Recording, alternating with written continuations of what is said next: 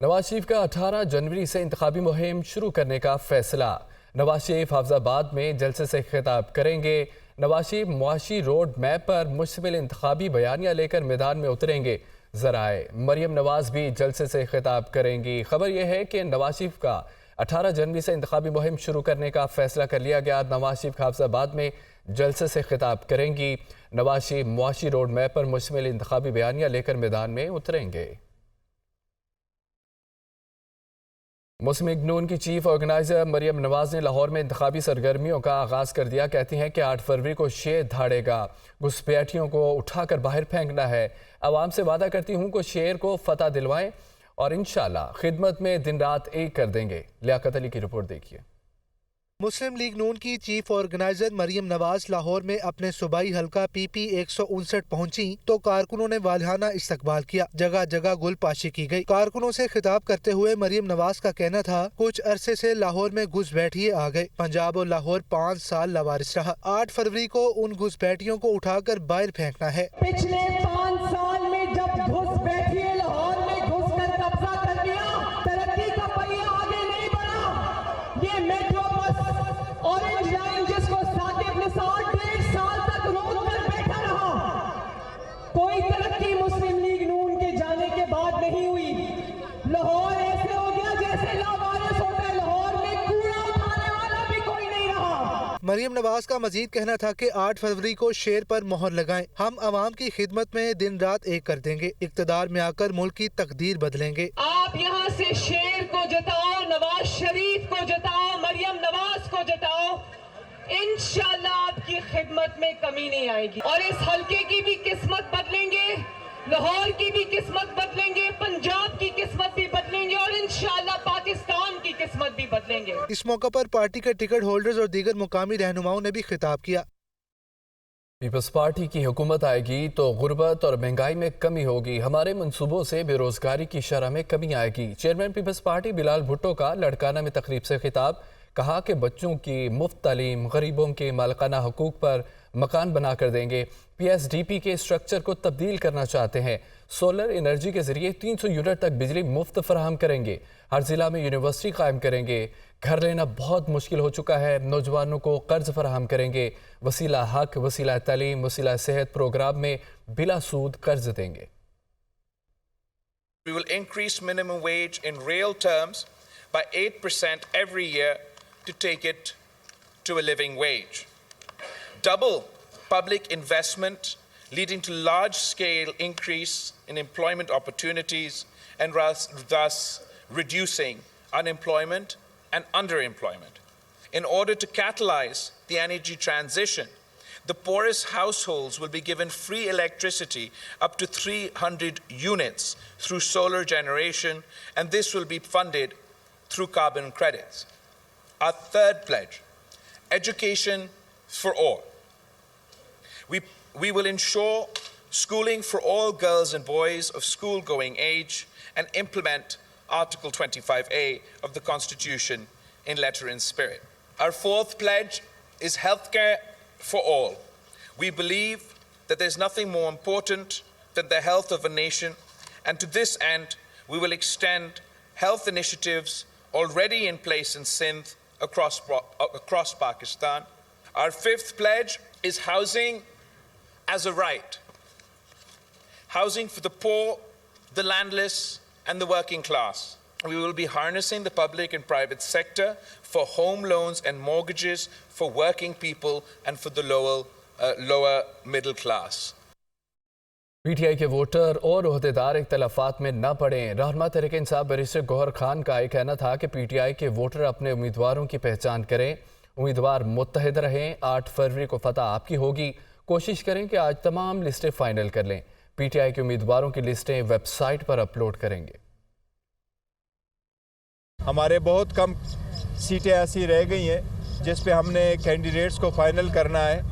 उसमें कुछ ऐसी भी हैं कि वकला साहिबान को भी हमने ऐड कर देना है। वो सारी सजेशन इंशाल्लाह ताला आज किसी भी वक्त हमारी कंप्लीट हो जाएगी और हम कोशिश करेंगे इंशाल्लाह ताला कि कल शाम 9 बजे तक इंशाल्लाह ताला हम सारी लिस्टें फाइनल करके अपने वोटर सपोर्टर को इंशाल्लाह ताला अपने वेबसाइट पे फाइनली डिस्प्ले कर लेंगे और हम उनसे अपील करेंगे कि 8 फरवरी को इंशाल्लाह फतह आपकी होगी।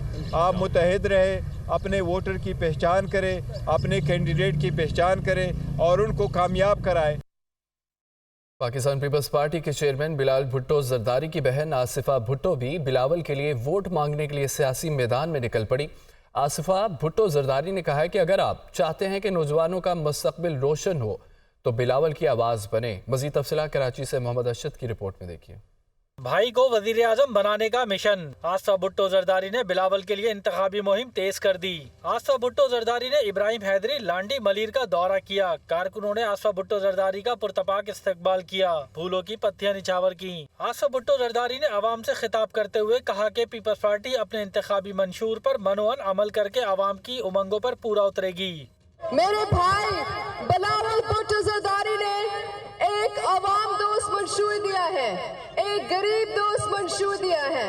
बिलावल भुट्टो जरदारी वो वाहिद सियासतदान है जो महंगाई, बेरोजगारी और गुर्बत से लड़ रहे हैं।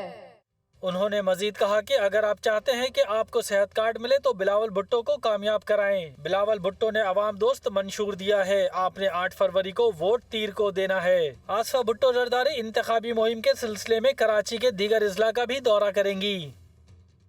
इलेक्शन कमीशन ने आरओज़ और डीआरओज़ को हिदायत की है कि पेश की इजाज़त के बगैर किसी भी उम्मीदवार का इंतखाबी निशान तब्दील न किया जाए। इस्लामाबाद से रिपोर्ट देखिए। इंतखाबी निशानात बदलने पर पाबंदी आयद, बैलेट पेपर्स की छपाई शुरू। अब निशान बदलने से इज्तनाब किया जाए। इलेक्शन कमीशन की आरओज़ और डीआरओज़ को हदायत जारी। इलेक्शन कमीशन तर्जुमान के मुताबिक डीआरओज़ और आरओज़ को हदायत की गई है कि वो इस मरहले में इंतखाबी निशान की तब्दीली से इज्तनाब करें। अगर कोई तब्दीली लाजिम दरकार हो तो कमीशन से पेश की इजाज़त ली जाए। बैलेट पेपर्स की छपाई शुरू हो चुकी है। हो सकता है कि इंतखाबी निशान की तब्दीली मुमकिन न हो सके। साबिक वज़ीर शेख रशीद अहमद की 14 में से 13 मुकदमात में ज़मानत मंजूर। एक में खारिज होने पर अहाता अदालत से गिरफ्तार कर लिया गया। रावलपिंडी की इंसदादे दहशतगर्दी की अदालत ने साबिक deputy speaker Punjab assembly वासिक Qayyum और पीटीआई के 15 कारकुनान की अबूरी ज़मानतें भी मंजूर कर ली हैं। इस्लामाबाद से रिपोर्ट देखिए।